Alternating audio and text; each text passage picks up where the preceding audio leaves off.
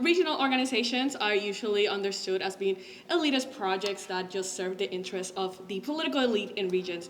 And that's mainly true, that is a fact, but they still have an effect on policy, especially when it comes to gender equality, and in the terms of labor rights, as well as political access and economic inclusion of women.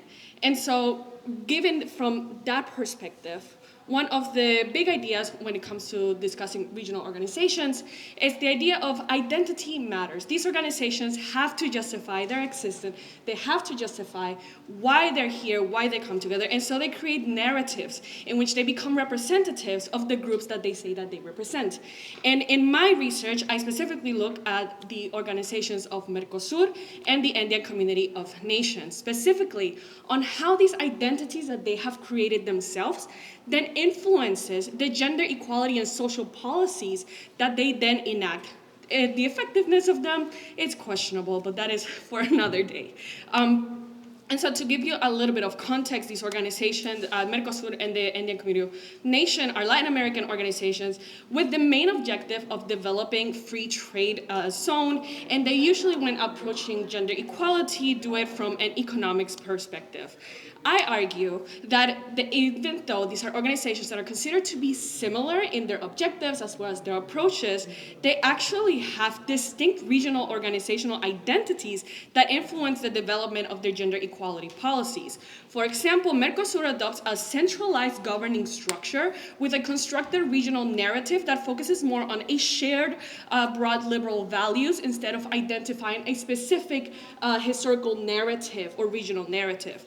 On the other hand, the Andean Community of Nations embraces a more decentralized governing approach and constructs a regional narrative that emphasizes the sub-region of the Andes and this shared historical ties to indigeneity, but their own perspective of indigeneity that doesn't really reflect the indigenous communities of the region.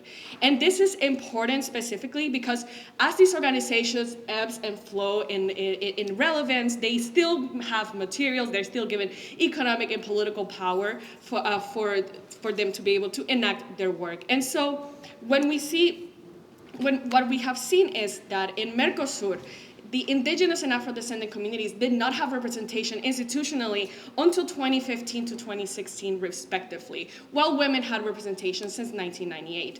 On the other hand, in the Andean Community of Nations, Afro-descendant and indigenous communities had representation since the 2000s, but women did not have an official body that represented them into 2008, which then went off, no longer was working in 2014, and in 2020 they attempted to once again pursue a gender equality agenda, which was very much limited due to the lack of institutional support as well as historical support. And so finally, with my research, which is mainly done through document analysis as well as interviews with representatives from each organization, I want to provide insight into regional organizational structures, how these policies develop, and also serve as a starting point for regional advocacy groups when understanding the challenges and opportunities that comes with interacting with organizations that sometimes want to represent you and sometimes just want to represent themselves. Thank you.